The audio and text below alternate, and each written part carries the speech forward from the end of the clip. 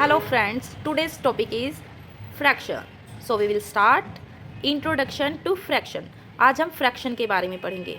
आपने पहले बहुत सारे नंबर्स पढ़े होंगे, काउंटिंग नंबर पढ़े होंगे. काउंटिंग नंबर हमारे कहाँ से स्टार्ट होते हैं?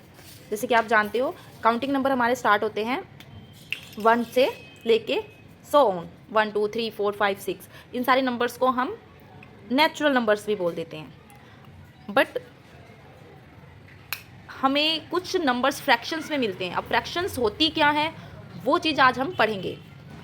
Definition of fraction is a fraction show a part of a whole if an object is divided into equal parts then each part is called fractions. Means पूरे के पूरा होल ऑब्जेक्ट है, अगर हम उसको इक्वल पार्ट्स में divide करते हैं तो उसका जो हर एक पार्ट है वो एक फ्रैक्शन है.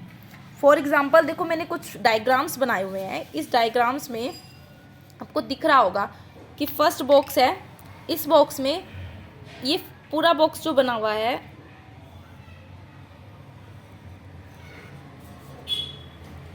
ये बॉक्स हमने 2 इक्वल पार्ट्स में डिवाइड कर दिया है. मीन्स ये 1/2 पार्ट 1/2 पार्ट्स है. मीन्स ये जो पूरा होल पार्ट था, होल ऑब्जेक्ट था, इसको हमने 2 पार्ट्स में डिवाइड कर दिया है. सिमिलरली अगर हम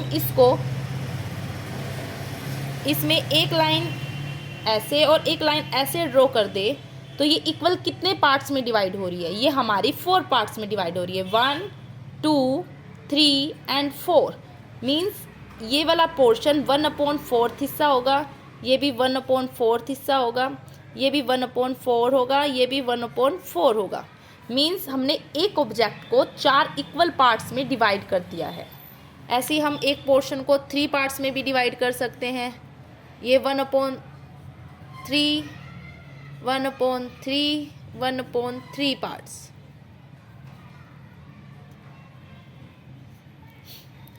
ऐसे ही अगर हमारे पास ट्रायंगल है उसको अब भी पार्टीशन कर सकते हैं. सेंटर में से लाइन ड्रॉ करेंगे तो ये 2 इक्वल पार्ट्स में डिवाइड हो जाएगा. ये भी हमारा होगा 1/2 1/2.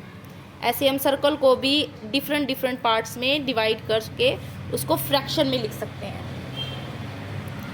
जैसे ये आ गया हमारा 1/4, ये भी हमारा 1/4, ये वाला पार्ट भी हमारा 1/4 और ये वाला पार्ट भी हमारा 1/4 हो गया.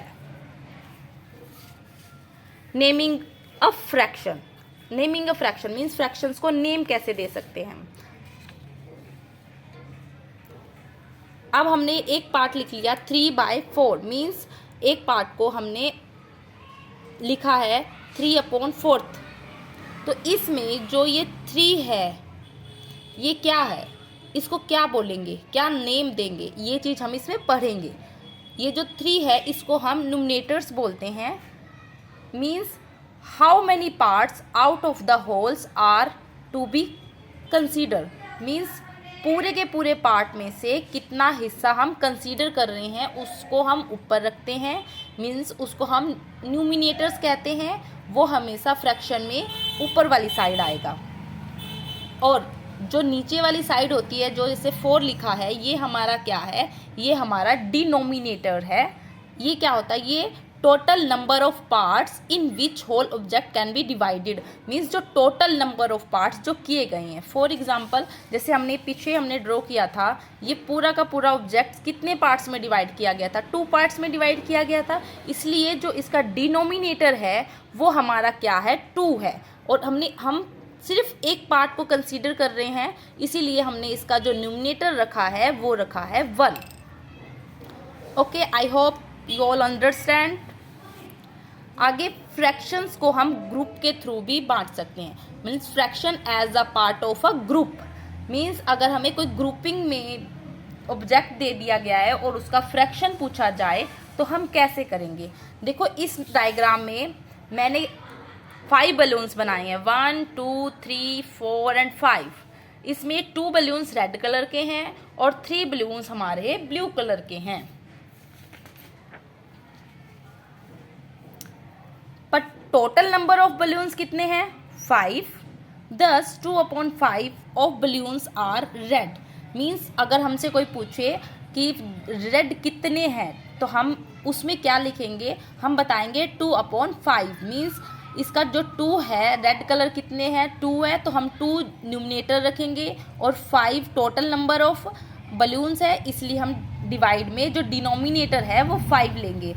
सिमिलरली अगर कोई हमसे ब्लू बलून्स के बारे में बात करेगा तो हम उसका रिप्लाई करेंगे 3/5 मीन्स 5 में से जो 3 बलून्स है वो ब्लू कलर के हैं, तो हमारा फ्रैक्शन होगा 3/5।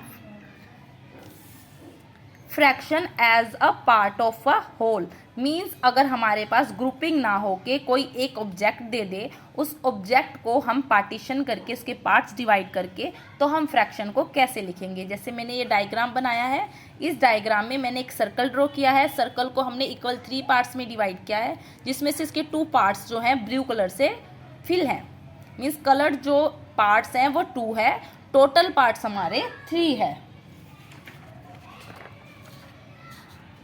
2 parts are shaded and 1 part is unshaded.